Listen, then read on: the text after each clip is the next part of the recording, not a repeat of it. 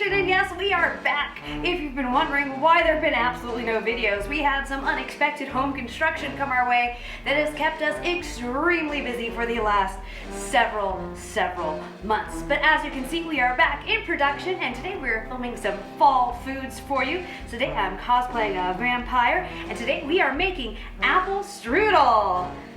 Take on apple strudel, because it's not apple strudel. It's not strudel. It's not strudel, but it is. Not strudel.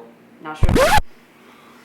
We're going to be starting out with some apples. Now, I like to use Granny Smith apples for this, but I have on occasion used Braeburn and Gala apples. Those are the ones that I would recommend. To that, we're going to be adding both cinnamon as well as some sugar.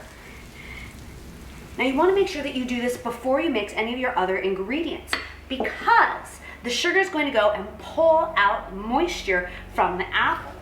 One of the things that causes a strudel or an apple pie or apple dumplings to be kind of soupy is you haven't brought enough of the juice out of the apples. So this is going to give you an opportunity to take some of that out to keep away from that goopiness. So once that's all mixed in, we're going to set it aside, and we're going to begin to mix together the rest of our ingredients. So we're going to be using some pears. Now you might be wondering what kind of pears I use. Here's one of my first two secrets. I used canned. The thing with using canned pears is you never have to play that weird pear guessing game of is it or isn't it ripe. Because they're gorgeous little beasts, but they're ripe for half an hour. And you're never there. They're like a rock or they're mush. So to add in some texture, we're going to add in some walnuts. You don't want to make sure they're not cooked or anything, so raw walnuts that have been chopped up into fairly good sized pieces.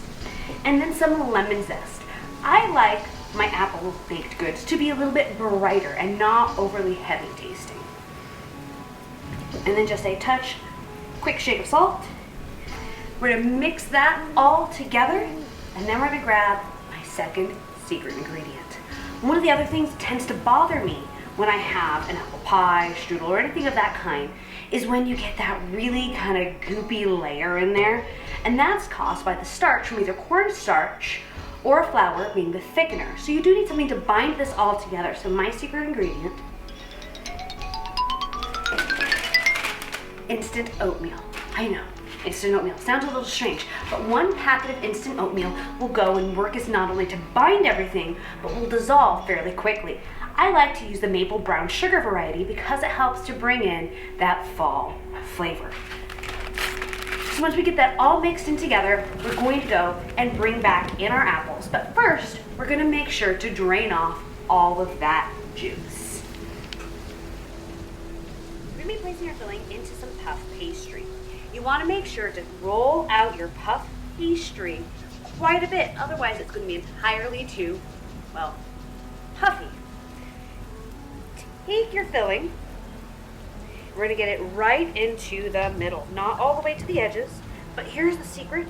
You only want, I have a lot of secrets in this video, you only want to use half of the filling. If you've ever bought, hate to use a plug on this one, but Pepperidge Farm fillings, there's Pepperidge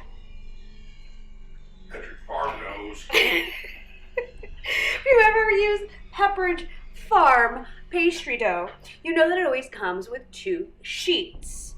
This makes two sets. The great thing about this particular recipe is that it's going to make enough to make two, and this leftover batch, you can keep that in the fridge ready to go for up to a full week, and it's still going to be absolutely fantastic.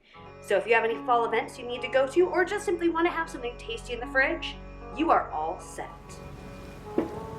Now, wrapping this correctly is part of the thing that's going to make it work. We're going to be using our kitchen shears, coming in at about 45-degree angles up to the edge of our filling.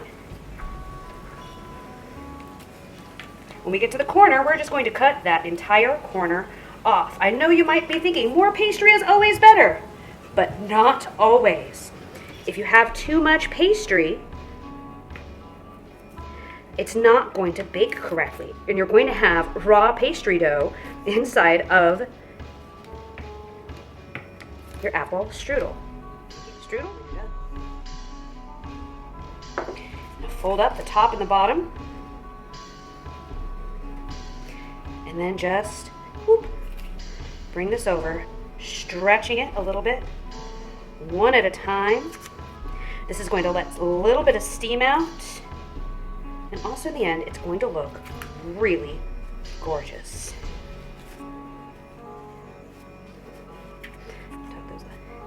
Now here's the last little thing to do to make it a little extra special.